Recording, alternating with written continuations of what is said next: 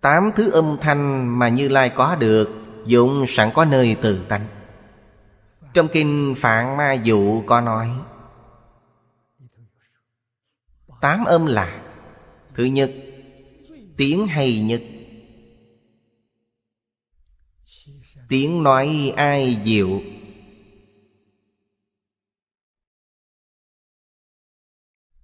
Âm thanh này nghe hay, giống như âm nhạc vậy.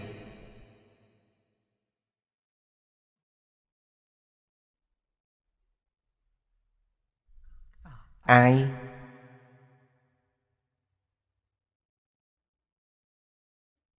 Trong Trung Quốc cổ đại gọi là nhã nhạc.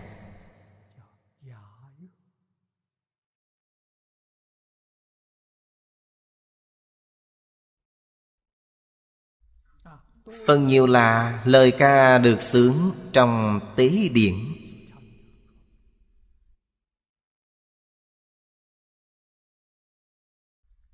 Thứ hai, âm thanh dễ hiểu, ngôn từ dễ hiểu.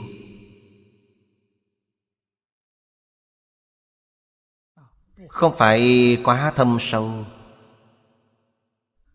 quý vị nghe đều có thể nghe hiểu được.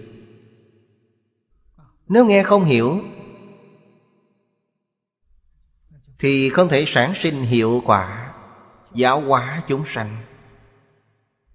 Nhất định phải giúp chúng sanh hiện tiền nghe hiểu được.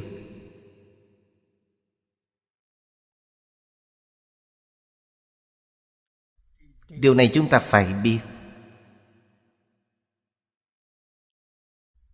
Giảng kinh, giảng cho ai nghe? Giảng cho đại chúng hiện tại nghe. Đại chúng hiện tại trình độ như thế nào? Quý vị giảng sâu quá, họ nghe không hiểu. Nghe không hiểu không phải đã phí công rồi sao? Thời đại chúng tôi, lúc mới xuất gia là một chú tiểu. Có một vị Pháp Sư lớp trước, có một vị Pháp Sư giảng kinh Lăng Nghiêm. Ngài y theo chú giải cũ để giảng. Rất nhiều tín chúng nghe không hiểu. Tuy rất cung kính lão hòa thượng, cung kính lễ bái cúng dường. Lão hòa thượng coi họ là thượng khách. Đó là những người giàu có, quý nhân thành đạt. Lão hòa thượng tiếp đón họ. Bạch hòa thượng, kinh điển ngài giảng thật là hay, nhưng đáng tiếc thầy bọn con không hiểu được. Lão hòa thượng rất đặc ý, kinh tôi giảng nếu quý vị đều nghe hiểu, vậy còn có giá trị không?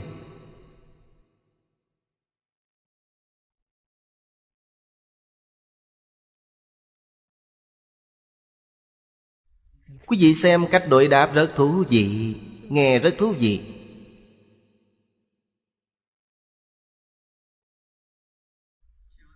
Kinh giảng mà nghe không hiểu cũng giống như không giảng rồi. Nghe hiểu được gọi là khế cơ. Họ nghe không hiểu, lý quý vị không giảng sai, nhưng quý vị không khế cơ.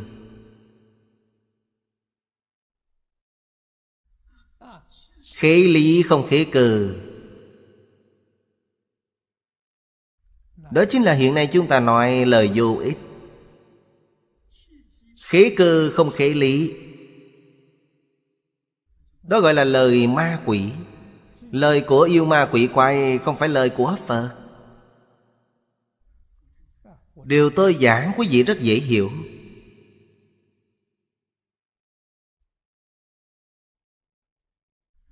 Hiện nay người vừa nghe liền hiểu rõ. Một người nói lời quỷ quái, một người nói lời vô ích. Không phải lãng phí thời gian sao?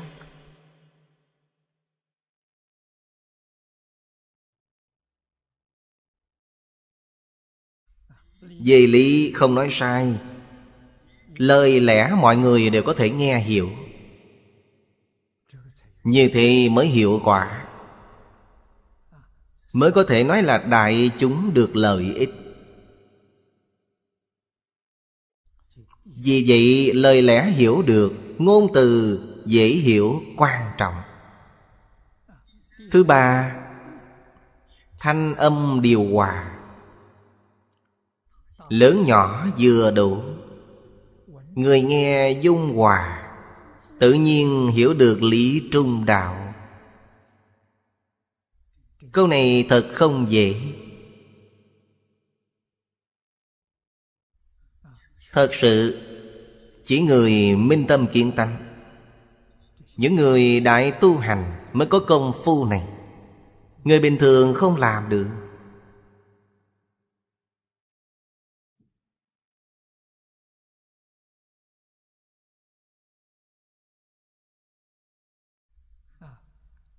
Âm điệu hòa nhã,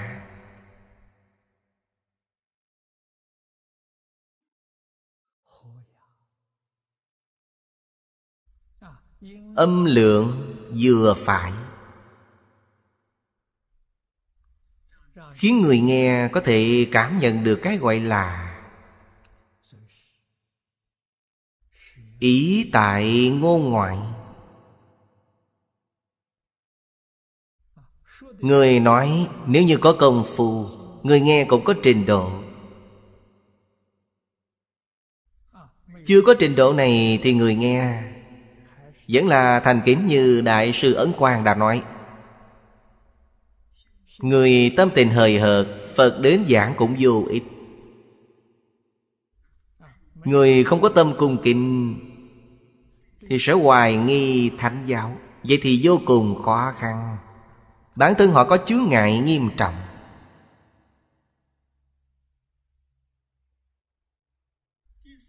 Thứ tư, thanh nhu nhuyễn, tiếng nghe nhẹ nhàng, người nghe hoan hỷ, bỏ ý ương ngạnh, tự nhiên lề lối. Vấn đề này người thế gian chúng ta có thể làm được. Hợp với âm thanh như hòa đã nói ở trên.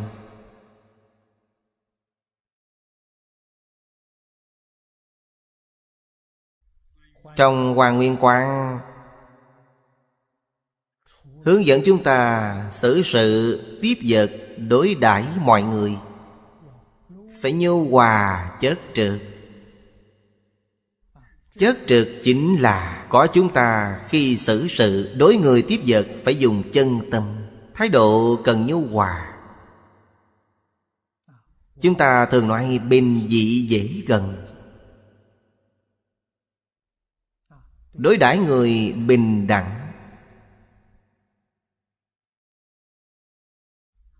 Bản thân thật sự có thể khiêm cung, có thể tôn trọng người khác, cư xử bình dị với mọi người.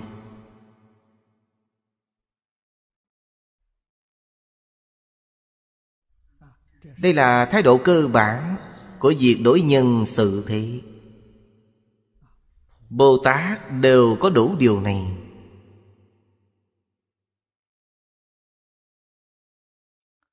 Thứ năm, không ngộ thanh. Ngộ là sai lầm, tức là sai.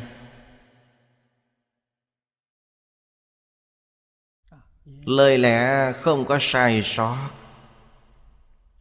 Người nghe ai nấy được chánh kiến, lìa được 95 loại sai lầm của ngoại đạo. 95 loại sai lầm của ngoại đạo sau này chúng ta sẽ nói đến.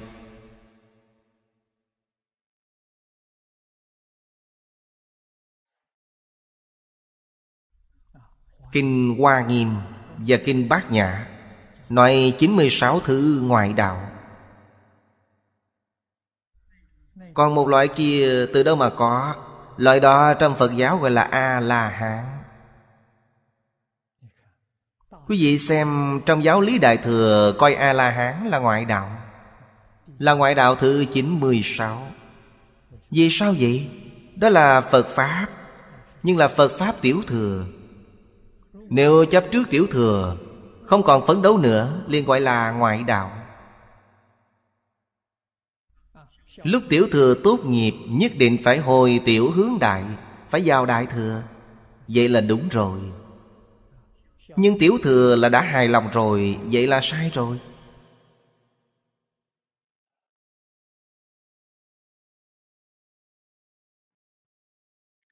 Thứ sáu, không nói tiếng người nữ. Tiếng nói mạnh mẽ, người nghe kính phục. Người nghe được tôn kính quý vị, phục quý vị, ngoại đạo quy thuận. Ma dương ngoại đạo nghe quý vị thuyết pháp đều mong muốn đến quy y, đều tình nguyện học tập quý vị. Thuận có nghĩa là học tập theo quý vị. Thứ bảy, âm thanh tôn tuệ. Tiếng nói nghiêm túc, uy nghiêm, có sự nghiêm túc. Thế nhân tôn trọng, tức là người trong thế gian đặc biệt tôn trọng quý vị.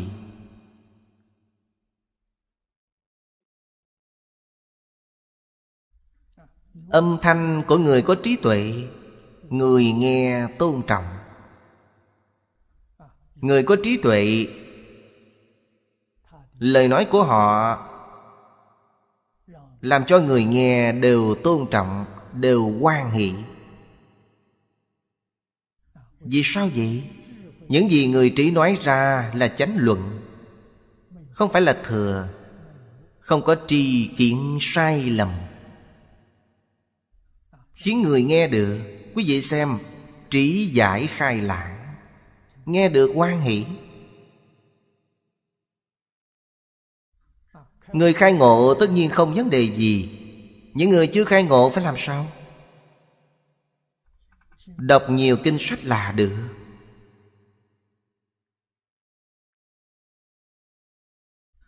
Quý vị thường đọc, đọc nhiều rồi ấn tượng càng sâu sắc. Tri kiến sai lầm của quý vị có thể liền ít lại, chánh tri chánh kiến nhiều thêm. Đây chính là chúng sanh trong pháp giới tự thành. Tuy họ vẫn còn dùng bát thức 51 tâm sở, dùng vọng tâm, nhưng ngày ngày họ không rời kinh giáo. Mỗi ngày đều đang học tập, nên học tập rất giống. Thiên Thai Đại Sư gọi họ là tương tự tức Phật. Họ rất giống Phật, không phải Phật. Không phải Phật là sao? Phật dùng chân tâm, họ dùng vọng tâm. Họ không dùng chân tâm, nhưng trong vọng tâm toàn là Phật Pháp.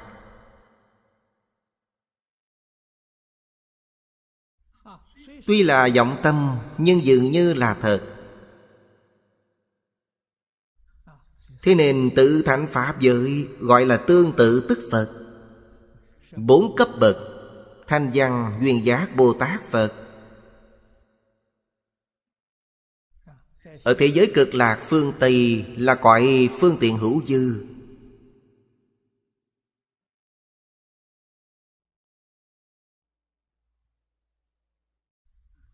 Đây là lời trí tuệ được tôn trọng. Thứ 8, tiếng sâu xa. Tiếng họ sâu xa, giống như tiếng sấm. Người nghe đều chứng được nghĩa lý sâu xa. Điều này cũng chỉ Phật mới có. Người bình thường không có.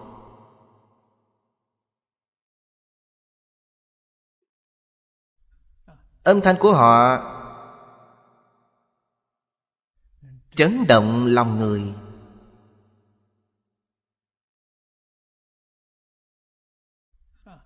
Có thể phá tan phiền não.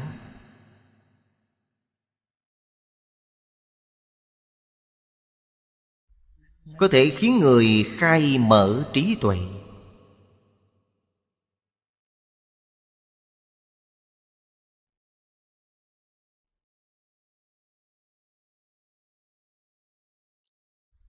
Đây là điều trong kinh Phạm Ma Dụ nói. Tiếp theo lại 8 âm thanh. Sư Gia Tường nói: thứ nhất là gian, thứ hai thấu triệt. Gian là âm thanh gian dội. Thứ hai là triệt. Triệt là thuộc về rõ ràng. Thông thường chúng ta nói thanh triệt, nghĩa là thanh tịnh rõ ràng. Thứ tư là mềm mại. Thứ năm là ai. Thứ sáu là lượng. Thứ bảy là hòa. Thứ tám là nhã. Đây là lời của Sư Gia Tường.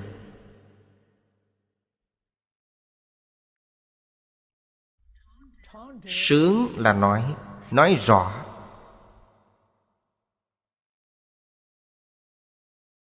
Như kinh A Di Đà nói: kỳ âm diện sướng, ngũ căn ngũ lực, vân vân. Đây là những lời trong kinh A Di Đà. Phật Thích Ca Mâu Ni tán thán Phật A Di Đà.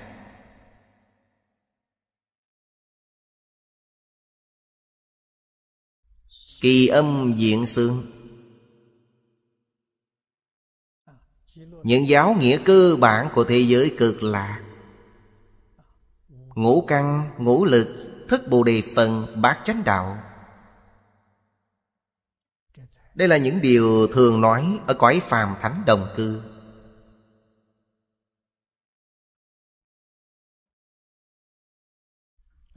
Âm thanh di diệu là âm thanh diệu pháp. Di Đà đầy đủ bát âm để diễn thuyết diệu pháp, nên nói bát âm xướng diệu thanh. Câu này tán thán sự viên mãn của âm thanh thuyết pháp của Phật A Di Đà. Đây là lời tán thán của Đức Thế Tôn.